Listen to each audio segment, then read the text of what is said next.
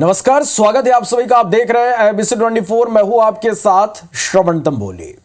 एक हाथ में माला और एक हाथ में भाला लेकर राष्ट्र और धर्म रक्षा की शपथ लेने वाले वैष्णव नागा साधुओं का नियमित अभ्यास कैसे होता है, इसकी एक्सक्लूसिव तस्वीरें हम आपको दिखाने जा रहे हैं। ABC 24 दर्शकों के लिए अखिल भारतीय निर्मोही अड़ी अखाड़े ने अपने नागा योद्धाओं का शस्त्र प्रदर्शन दिखाया। महाकुंभ में स्थित निर्मोही अखाड़े के परिसर में नागा साधुओं ने इस दौरान एक से बढ़कर एक करिश्मे दिखाए। शस्त्र विद्या दिखाते हुए निर्मोही अखाड़े के प्रमुख श्री महंत राजेंद्र दास महाराज से बातचीत की हमारे संवाददाता विजेंद्र पांडे ने।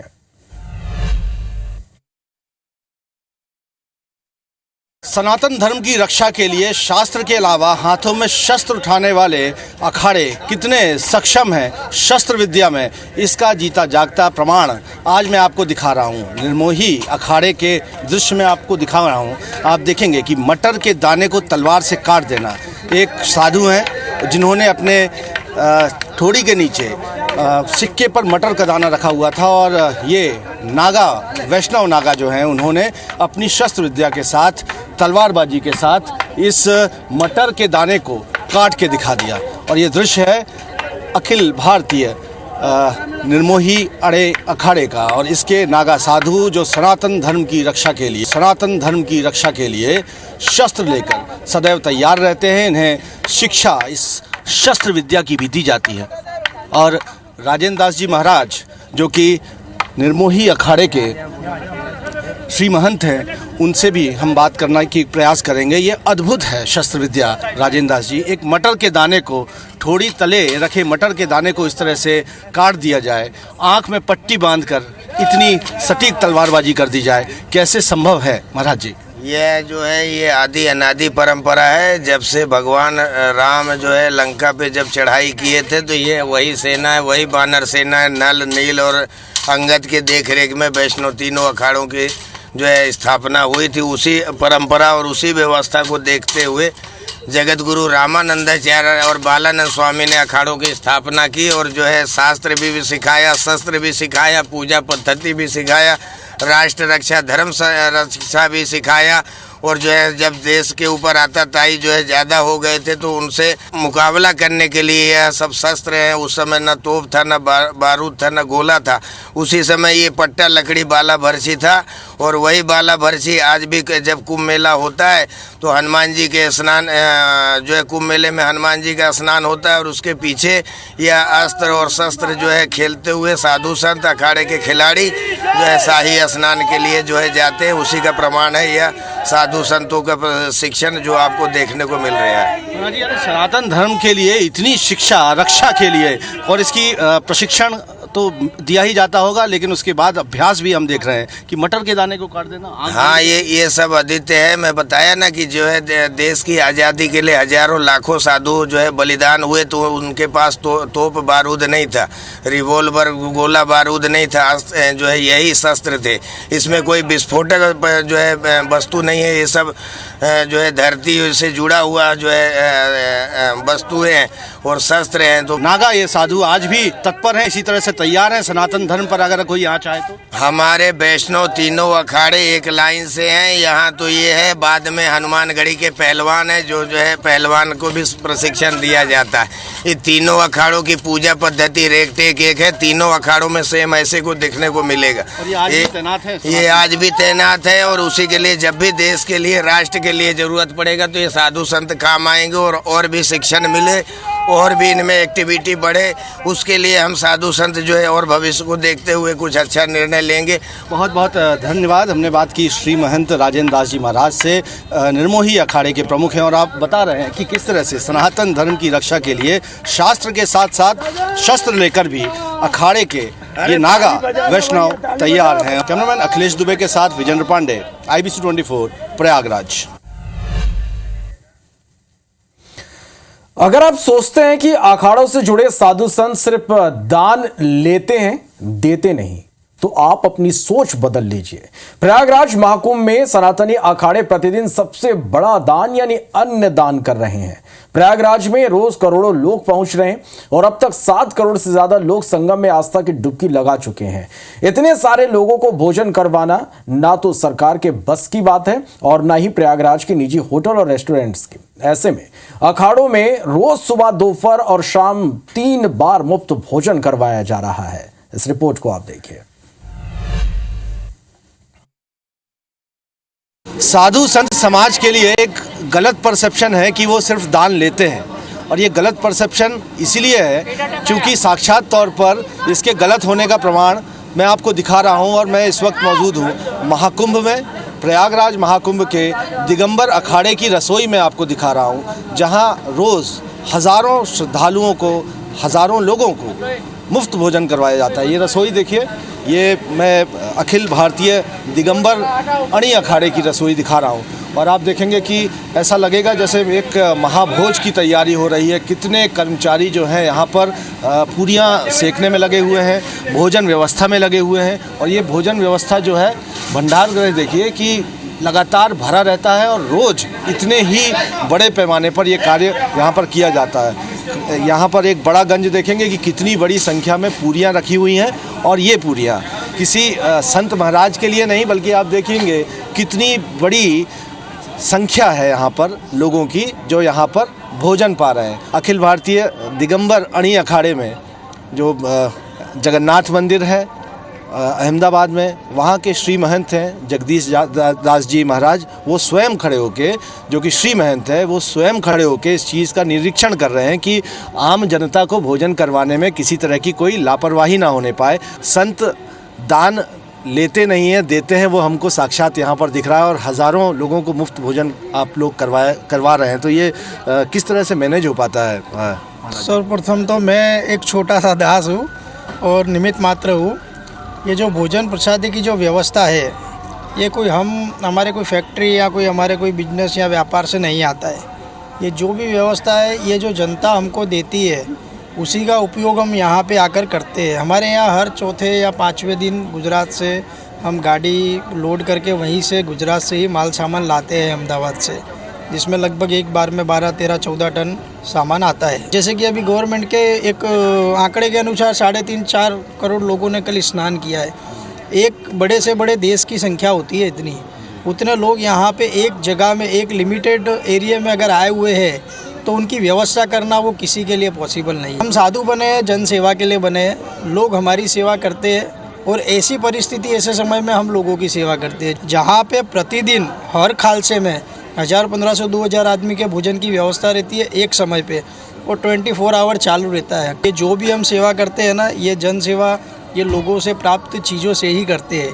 वो हमको देते हैं तो हम यहाँ लाके खिलाते हैं। और वो प्रसन्नता देखिए, श्री महंत जगदीश दास जी हैं अहमदाबाद जगन्नाथ मंदिर के, उनके चेहरे पर भी प्रसन्नता दिख रही है। और ये बात यहाँ देखकर आप समझ सकते हैं कि साधु संत को यदि कुछ चीज़ आप देते हैं तो वो दुगना करके समाज को लौटा देता है। कैमरामैन अखिलेश दुबे के साथ विजेंद्र पांडे, IBC 24, प्रयागराज। महाकुंभ साधुकों का मेला है। इनकी साधना के भिन्न तरीके हैं, अलग ही हट हैं। कोई सालों से मौन है तो कोई एक हाथ ऊपर ही करके रखा हुआ है।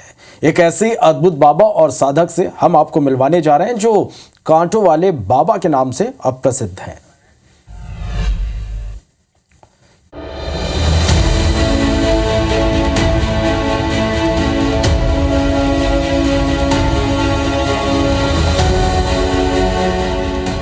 प्रयागराज में आस्था का कुंभ महाकुंभ सज गया है, जहां देश और दुनिया से श्रद्धालु आस्था की डुबकी लगाने संगम तट पर पहुंच रहे हैं। इस महाकुंभ के आरंभ होने के साथ ही लगातार देश के अलग अलग हिस्सों से साधु संतों के आने का सिलसिला भी जारी है।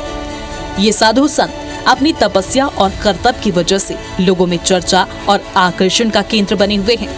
इन्हीं बाबाओं में से एक बाबा संगम तट पर नुकीले बबूल के कांटों पर लेटकर तपस्या करते नजर आए। बिहार के रहने वाले रमेश कुमार मांझी और कांटे वाले बाबा लोगों के नजर में तब आए जब वो बबूल के कांटों को बिस्तर और चादर बनाकर उस पर लेट गए। उनकी इस तपस्या के साक्षी वहां मौजूद कई श्रद्धालु और लोग बने। अपनी इस तपस्या के दौरान वो आंखें बंद कर हाथ में डमरू लिए ध्यान मुद्रा में लेटे नजर आए। उनकी इस तपस्या को देखकर लोगों ने उन्हें चारों तरफ से घेर लिया और कुछ श्रद्धालुओं ने उन्हें इस अवस्था में देखकर उनके चरण छूकर उनसे आशीर्वाद भी लिया। कांटे वाले बाबा को देखकर लग सकता है कि उन्हें इससे दर्द होता होगा, लेकिन उन्होंने बताया कि उन्हें इससे बिल्कुल भी दर्द नहीं होता। आप यहाँ पर कांटों पे लेटे हैं, इसको कैसे सहन कर ले रहे हैं? प्रभु की महिमा है। तो क्या कांटे आपको चुभ नहीं रहे? सब भगवान की महिमा है, उसको पूजा करता हूँ, गुरु की सेवा करता हूँ। गुरु ने ज्ञान दिया, गुरु से आशीर्वाद दिया हमको। कब से कांटों पे लेट रहे हैं आप? ये आज 42 साल हो चुका है। हर साल लगाता हूँ। कहाँ जाते हैं आप? हाँ, कहाँ जाते हैं आप? जाते हैं, उज्जैन जाते हैं, नासिक जाते हैं, हरिद्वार जाते हैं, गंगा सागर जाते हैं। गुरु जी, कांटों पे लेट कर आप एक तरह से साधना करते हैं, इसका लाभ क्या होता है? लाभ होता शरीर का, अपने शरीर की करता हूँ लाभ। मरीज जाता है, डॉक्टर के पास जाते हैं, दवा खाते हैं, शरीर सही रहता है। हम साधु हैं, तपस्या करता हूँ, मेरा कर्तव्य है तपस्या करना। ये जो कांटे हैं, क्या अभी आपको कभी कोई चोट आपको पहुँचाते हैं? पहुँचाता नहीं है, तो कोई तकलीफ नहीं होता है।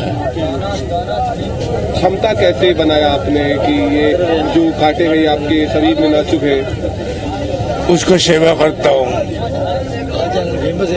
यहाँ बड़ी तादाद में लोग आपके पास आ रहे हैं, जो आपका मंदिर है, और आपको कहीं ना कहीं प्रणाम कर रहे हैं, आपको दक्षिणा दी जा रही है।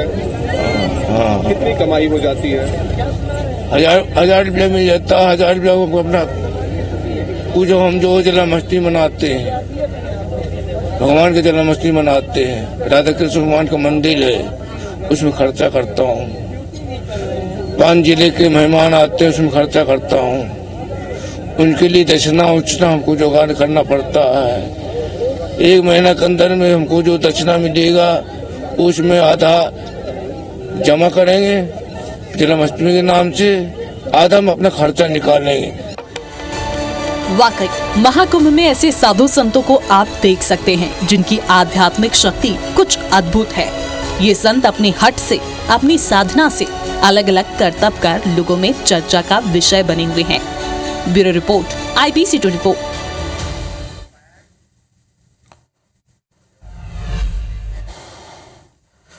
तो दुनिया के सबसे बड़े धार्मिक समागम महाकुंभ 2025 में भाग लेने के लिए श्रद्धालुओं का त्रिवेणी संगम पर पहुंचना जारी है। महाकुंभ के छठे दिन यूपी के सीएम योगी आदित्यनाथ आ सकते हैं। महाकुंभ 2025 में अब तक 7 करोड़ से ज्यादा श्रद्धालु हिस्सा बन चुके हैं। सूत्रों के अनुसार प्रधानमंत्री नरेंद्र मोदी 8 या 9 फरवरी को प्रयागराज कुंभ आ सकते हैं। प्रधानमंत्री संगम में स्नान भी करेंगे। सीएम योगी ने दिया था प्रधानमंत्री को कुंभ में आने का न्योता। यूपी सरकार ने कुंभ में क्राउड मैनेजमेंट की ट्रेनिंग के लिए हैदराबाद पुलिस सेंटर को निमंत्रण दिया है। चलिए, तो IBC 24 पर महाकुंभ की महा कवरेज लगातार जारी है। हर दिन की तस्वीरें हम आप तक पहुंचा रहे हैं। एक बार फिर से सीधा रुख कर लेते हैं प्रयागराज का। हमारे संवाददाता स्टार जैन हमारे साथ इस वक्त प्रयागराज से लाइव जुड़ गए हैं। स्टार, हर दिन की हम तस्वीरें दर्शकों तक पहुंचा रहे हैं। महा कवरेज के जरिए हर एक वो तस्वीर IBC 24 के जरिए प्रयागराज के हमारे दर्शक देख रहे हैं। आज के हम दिन की बात करें स्टार, तो आज कितनी बड़ी संख्या में श्रद्धालु यहां पर पहुंचेंगे, किस तरह की आज तस्वीरें हैं यहां?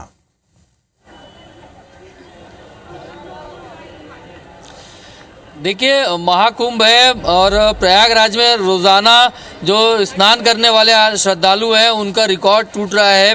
कल जैसा हमने देखा था कि करीब 30 लाख करीब कल श्रद्धालुओं ने डुबकी लगाई थी, और अब तक पूरा देखा जाए तो लगभग 7.5 करोड़ के आसपास का फिगर आ रहा है कि 13 तारीख से जब से प्रयागराज का महाकुंभ शुरू हुआ है, करीब 7.5 करोड़ श्रद्धालुओं ने आस्था की डुबकी लगा चुकी है।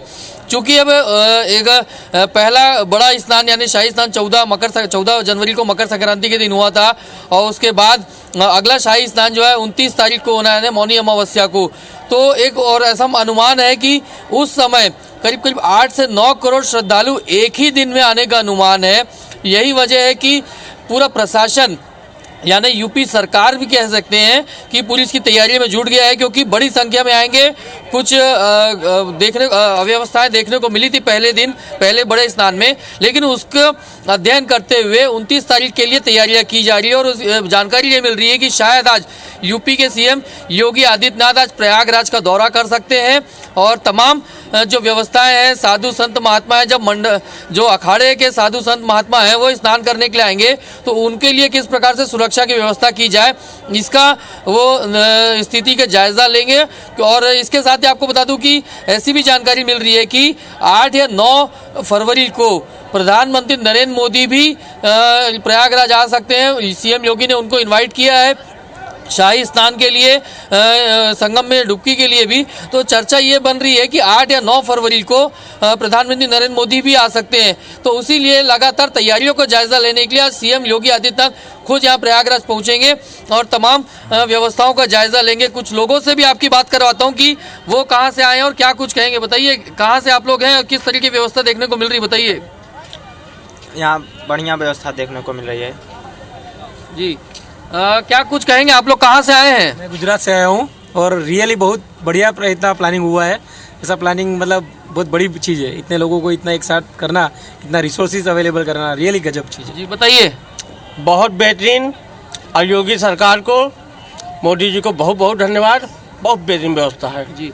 देखिए, व्यवस्थाओं की हम बात कर रहे थे, पहले मैंने आपको बता दिया कि ब्रीफिंग क्या क्या अपडेट होने वाला है। जैसे सीएम योगी आदित्यनाथ का दौरा आज हो सकता है और लोगों से भी बातचीत की तो वो भी संतुष्ट नजर आ रहे हैं व्यवस्थाओं से। तो कुल मिलाकर जो व्यवस्थाएं की गई है इस महाकुंभ में, उससे लोगों को संतुष्टि है, क्योंकि इतना बड़ा आयोजन है तो थोड़ी बहुत कमी रह जाती है, लेकिन वो कमी को लेकर लोगों में नाराजगी कहीं नजर नहीं आ रही है। बिल्कुल, तो जो लोग यहाँ पर पहुंच रहे हैं बड़े आसानी से संगम तट पर पहुंच रहे हैं, आस्था की डुबकी वो लगा रहे हैं। हर एक तस्वीर IBC 24 के जरिए हम दर्शकों तक पहुंचाते रहेंगे। बहुत बहुत शुक्रिया स्टार हमारे साथ जुड़ने के लिए, इस तमाम जानकारी के लिए।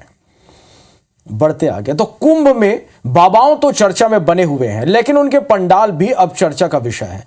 भारत देश की आर्मी की ताकत को दिखाता एक ऐसा ही पंडाल प्रयागराज में है। फाइटर जेट 30 मॉडल का यह पंडाल यहां बनाया गया है। यहां बड़ी संख्या में लोग पहुंचकर सेल्फी ले रहे हैं। इस पंडाल को बनाने वाले संत का कहना है कि मैं पहले देशभक्त हूं और उसके बाद महंत। मौके का जायजा लिया हमारे संवाददाता रवि हेमराज सिसोदिया ने। जब साइंस, तकनीक और संस्कृति का समागम होता है तो दृश्य कुछ इस तरीके से निकल कर आता है कि हर कोई उसे देखने के लिए मजबूर हो जाता है। इस समय हम खड़े हैं सेक्टर 17 में, जहां पर एक पंडाल बनाया गया है। ये हमारे भारत का जो लड़ाकू विमान है, जो देशी विमान भारत में बनाया जा रहा है, उसकी प्रतिकृति यहाँ पर बनाई गई है, जो कि तेजस, यानी कि तेजस भारत का फाइटर विमान है और उसी की प्रतिकृति आपको यहाँ पर नजर आ रही होगी। कई सारे लोग जो है वो यहाँ पर इसे देखने के लिए आ रहे हैं, उसके साथ सेल्फी ले रहे हैं। तो यानी कि देश की जो ताकत है उसे यहाँ पर प्रमोट किया जा रहा है और यहाँ पर कई सारे लोग उसके साथ में सेल्फी लेने के लिए पहुँच रहे हैं। और क्यों ना, क्योंकि ये भारत की ताकत को बढ़ाता है। हमारे भारत की जो आर्मी की ताकत है, फोर्स है, उसको मजबूती प्रदान करता है। कुछ युवा यहाँ पर जरूर आए हैं और आप देखेंगे कि लोग यहाँ पर फोटो खींचने के लिए आ रहे हैं, क्योंकि यह काफी आकर्षण का केंद्र बना हुआ है और लोग बड़ी संख्या में यहाँ पर पहुंचकर इसकी फोटो कैद करने के साथ साथ उनके साथ सेल्फी भी ले रहे हैं। आप आए, कैसा लग रहा है आपको? बहुत ही अच्छा लग रहा है मुझे यहाँ पे आकर के। और फिर यहाँ पे बहुत सारे अच्छे पंडाल बने हुए थे, इसमें से ये भी है। सुंदर पंडाल बना है महाराज जी, बहुत सारे लोग आ रहे हैं। क्या सोच रही इस पंडाल के बनाने के पीछे? मैं राष्ट्र भक्त हूँ जी, भगवान का भक्त तो हूँ ही, विरक्त संत हूँ, लेकिन साथ साथ मैं राष्ट्र भक्त भी हूँ। तो हमारा उद्देश्य यही था कि हमारा जो फाइटर विमान ये बना हुआ है, हाँ तेजस, हाँ, तो ये बनेगा तो हमारे भारत की पब्लिक जनता में एक स्वदेशी भाव जागृत होगा कि अपने स्वदेशी कलम सिंह देश का ही वस्तु इस्तेमाल करें। उससे हमने इसको बनवाया है। बहुत सुंदर भाव महाराज जी आपके, कि लोगों को ये पता चले कि तेजस जो है वो भारत का फाइटर जेट है, भारत में निर्मित किया जा रहा है और इसीलिए कई अलग अलग पांडालों की भव्य सुंदरता नजर आएगी, लेकिन इसके जैसी सुंदरता इसलिए नजर नहीं आएगी क्योंकि ये देशभक्ति के जो देशभक्ति की भावना है उससे ओतप्रोत है। कैमरा पर्सन रमाकांत के साथ रवि हेमरा सिसोदिया, प्रयागराज।